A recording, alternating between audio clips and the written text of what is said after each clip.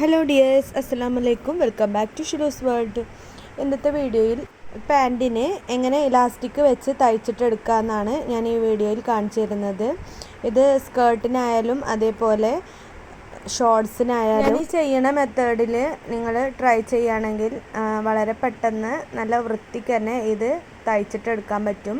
കുട്ടികൾക്കൊക്കെ ആകുമ്പോൾ എലാസ്റ്റിക് വെച്ചിട്ടുള്ള പാൻറ്റായിരിക്കും സിമ്പിളായിട്ട് ഇടാൻ കഴിയുക. അപ്പോൾ വള്ളി വെച്ചിട്ടുള്ള പാൻറ്റൊക്കെ ഉണ്ടെങ്കിൽ യൂണിഫോമിൻ്റെ അതേപോലെ മറ്റ് പാൻറ്റിൻ്റെ ഒക്കെ വള്ളി വെച്ചിട്ടുള്ള പാൻറ്റുകളൊക്കെ ഉണ്ടെങ്കിൽ ഇതേപോലെ ഞാൻ ചെയ്യുന്ന മെത്തേഡിൽ ചെയ്യുകയാണെങ്കിൽ വളരെ സിമ്പിളായിട്ട് തന്നെ ഇത് തയ്ച്ചിട്ടെടുക്കാൻ പറ്റും. അപ്പോൾ നമുക്ക് വീഡിയോ ഒന്ന് കണ്ടുനോക്കാം. അതിനു മുമ്പ് ആദ്യമായിട്ട് എൻ്റെ ചാനൽ കാണുന്നവരാണെങ്കിൽ ഒന്ന് സബ്സ്ക്രൈബ് ചെയ്യുക. അപ്പോൾ ഇവിടെ ഞാൻ എടുത്തിട്ടുള്ളത് ഒരു യൂണിഫോമിൻ്റെ പാൻറ്റാണ്. അപ്പോൾ ഇതിന് ഞാൻ ഇവിടെ എലാസ്റ്റിക്കിൻ്റെ ഭാഗം ഒരു 2 ഇഞ്ചാണ് എടുത്തിട്ടുള്ളത്. അധികം വണ്ണല്ലാത്ത എലാസ്റ്റിക് ആയതുകൊണ്ടാണ് 2 ഇഞ്ച് തയ്യൽ തുമ്പ് വെച്ചിരിക്കുന്നത്. അപ്പോൾ ഇനി ഇത് സ്റ്റിച്ച് ചെയ്യണം ഇതെങ്ങനെയാണെന്ന് ചോദിച്ചാൽ ഇതേപോലെ ഒരു 1/4 ഇഞ്ച് മടക്കി ഇതേപോലെ ഒരു ഇഞ്ച് വീതിക്ക് ഇതേപോലെ വീണ്ടും ഒന്ന് മടക്കി കൊടുക്കുക. അങ്ങനെയാണ് തയ്ച്ചിട്ടെടുക്കുന്നത്. അപ്പോൾ അതിന് മുമ്പായിട്ട് ഇതിൻ്റെ ഈ പാൻറ്റിൻ്റെ സ്റ്റിച്ചിങ് വീഡിയോ ഒക്കെ ഞാൻ മുമ്പത്തെ വീഡിയോയിൽ ഇട്ടിട്ടുണ്ട് ഡീറ്റെയിൽ ആയിട്ട്. അപ്പോൾ അത് ഇതിൽ ഉൾപ്പെടുത്തിയിട്ടില്ല, വീഡിയോ ലെങ്ത് ആവുമെന്ന് എഴുതിയിട്ട്. ഇത് ഈ പാൻറ്റിൻ്റെ ഫ്രണ്ട് വശത്ത് നോക്കുമ്പോൾ ഇതിൻ്റെ വീതി വന്നിരിക്കുന്നത് 20 ഇഞ്ചാണ്. ബാക്ക് വശം കൂടെ കൂട്ടുമ്പോൾ അതിന് ഡബിൾ ലെങ്ത്താണ് വന്നിരിക്കുന്നത്.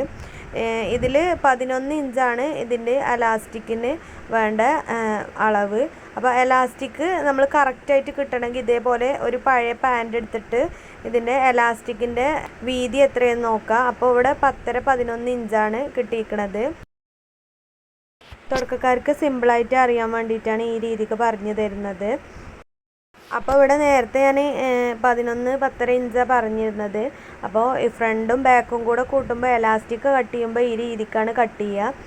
ഇതേപോലെ പാൻറ്റിൻ്റെ ഒരു വശത്ത് ഇതേപോലെ എലാസ്റ്റിക് വെച്ച് കൊടുത്ത് ഇതേപോലെ ഈ എൻഡ് ഭാഗം എത്തുമ്പോൾ ഇവിടെ ഇതേപോലെ ഒന്നും കൂടെ മടക്കി കൊടുത്തിട്ട് ഈ ബാക്കി വരുന്ന ഈ പീസും കൂടെ ഇതേപോലെ നമ്മൾ നേരത്തെ എടുത്ത ഈ എലാസ്റ്റിക്കിൻ്റെ ഈ ഭാഗത്തേക്ക് ഒന്ന് മുട്ടിച്ച് കൊടുക്കുക. അപ്പോൾ ഈ രീതിക്ക് കട്ട് ചെയ്യുകയാണെങ്കിൽ നമ്മൾ അളവ് മെഷർമെൻ്റ് ഒന്നും എടുക്കാതെ തന്നെ വളരെ സിമ്പിളായിട്ട് കട്ട് ചെയ്യാൻ പറ്റും. പിന്നെ അതേപോലെ അങ്ങനെ മാർക്ക് ചെയ്തതിന് ശേഷം ഒരു എക്സ്ട്രാ തയ്യൽ തുമ്പ് വേണമെങ്കിൽ 1 ഇഞ്ച് എക്സ്ട്രാ തയ്യൽ തുമ്പ് മാർക്ക് ചെയ്തിട്ട് അവിടെ കട്ട് ചെയ്ത് കൊടുക്കുക. അത് എലാസ്റ്റിക്കുകൾ തമ്മിൽ ജോയിൻറ്റ് ചെയ്യാനാണ്. ഇനി ഇത് 1 ഇഞ്ച് എക്സ്ട്രാ തയ്യൽ തുമ്പ് എടുത്ത ആ ഭാഗത്ത് കട്ട് ചെയ്ത് കൊടുക്കുക.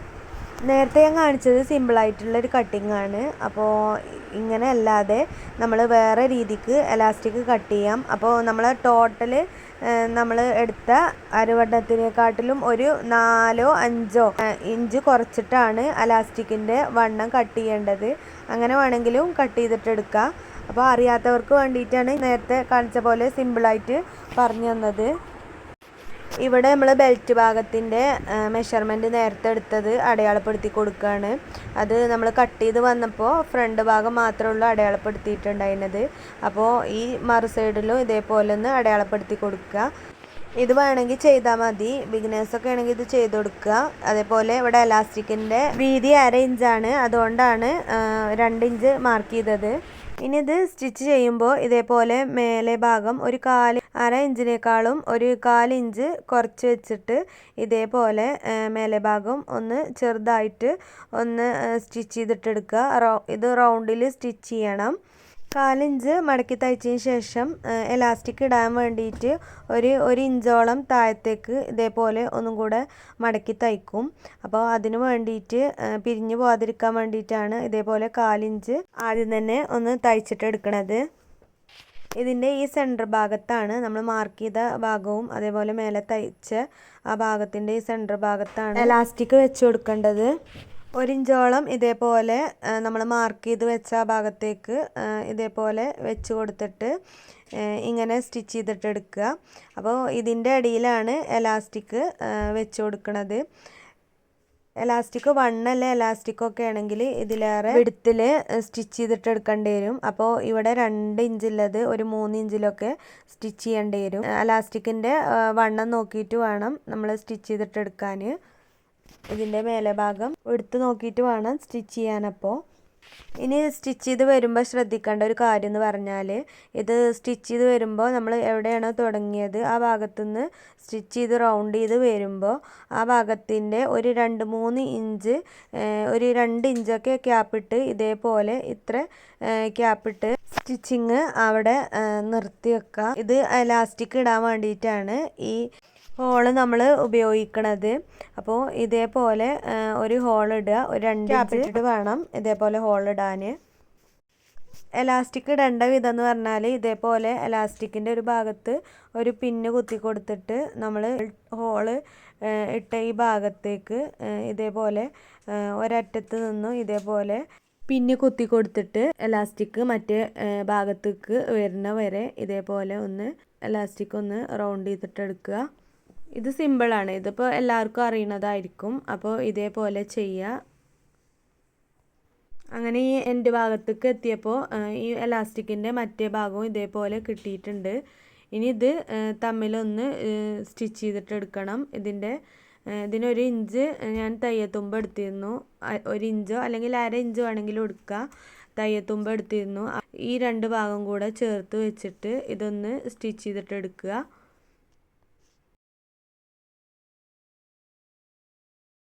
എലാസ്റ്റിക്കുകൾ ഭാഗം തമ്മിൽ പിരിഞ്ഞ് പോവരുത്.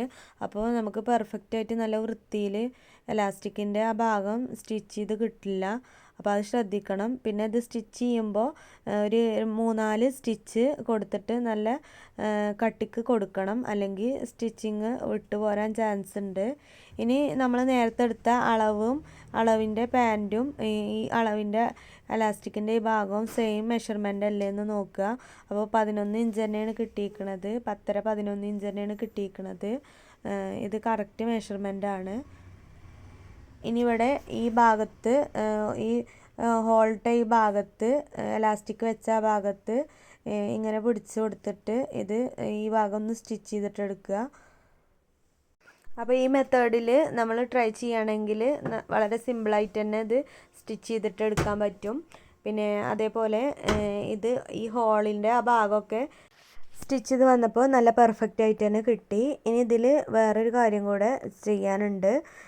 നമ്മൾ കടയിൽ നിന്നൊക്കെ വാങ്ങണ പോലെ നല്ല റെഡിമെയ്ഡായിട്ട് എലാസ്റ്റിക്കിൻ്റെ ഭാഗം നല്ല പെർഫെക്റ്റ് ആയിട്ട് കിട്ടാൻ ഇതേപോലെ ഇതിൻ്റെ ഈ ഭാഗം വലിച്ച് പിടിച്ച് ഈ 2 മേലെ ഭാഗവും അതേപോലെ താഴെ ഭാഗവും വലിച്ച് പിടിച്ച് കൊടുത്തിട്ട് എലാസ്റ്റിക്കിൻ്റെ ഭാഗം ഒന്ന് സ്റ്റിച്ച് ചെയ്തിട്ടെടുക്കുക. സെൻറ്റർ ഭാഗമാണ് സ്റ്റിച്ച് ചെയ്യേണ്ടത്. 2 ഭാഗവും ഈ സൈഡ് ഇങ്ങനെ പിടിച്ചു കൊടുത്തിട്ട് വേണം സ്റ്റിച്ച് ചെയ്യാൻ. റൗണ്ടിൽ സ്റ്റിച്ച് ചെയ്തിട്ടെടുത്താൽ മതി. എവിടെയാണോ തുടങ്ങിയത് ആ ഭാഗം മുതൽ അവസാനം വരെ സ്റ്റിച്ച് ചെയ്തിട്ടെടുക്കുക. അപ്പോൾ നല്ല പെർഫെക്റ്റ് ആയിട്ട് തന്നെ നമ്മൾ കടയിൽ നിന്നൊക്കെ വാങ്ങണ ആ രീതിക്ക് തന്നെ ഈ എലാസ്റ്റിക്കിൻ്റെ ഈ ഭാഗം നല്ല പെർഫെക്റ്റ് ആയിട്ട് നല്ല വൃത്തിക്ക് കിട്ടിയിട്ടുണ്ട്. അപ്പോൾ ഇത്രയേ ഉള്ളൂ ഇതിൻ്റെ സ്റ്റിച്ചിങ്. വളരെ സിമ്പിളായിട്ട് തന്നെ ചെയ്യാം. 2 മെത്തേഡിൽ ഞാൻ പറഞ്ഞു തന്നിട്ടുണ്ട്. ഞാൻ ഏറ്റവും കൂടുതൽ സിമ്പിളായിട്ടുള്ള മെത്തേഡാണ് ഞാൻ കാണിച്ചു തന്നത്. അപ്പോൾ ഈ വീഡിയോ എല്ലാവർക്കും ഇഷ്ടപ്പെട്ടു എന്ന് കരുതുന്നു. ഇഷ്ടപ്പെട്ട എല്ലാവരും വീഡിയോക്ക് ലൈക്കും ഷെയറും ചെയ്യുക. അതേപോലെ സബ്സ്ക്രൈബ് ചെയ്യാത്ത കൂട്ടുകാരാണെങ്കിൽ ഒന്ന് സബ്സ്ക്രൈബ് ചെയ്യും. അപ്പോൾ ഇനി കുട്ടികൾക്ക് യൂണിഫോമിനും അതേപോലെ പാലസോ പാൻറ്റിനും അതേപോലെ വള്ളി വെച്ചിട്ടൊക്കെ കുട്ടികൾക്ക് ബുദ്ധിമുട്ടാകുമ്പോൾ ഇതേപോലെ ഈ രീതിക്കൊക്കെ എലാസ്റ്റിക് വെച്ച് കൊടുത്ത് ട്രൈ ചെയ്യുക.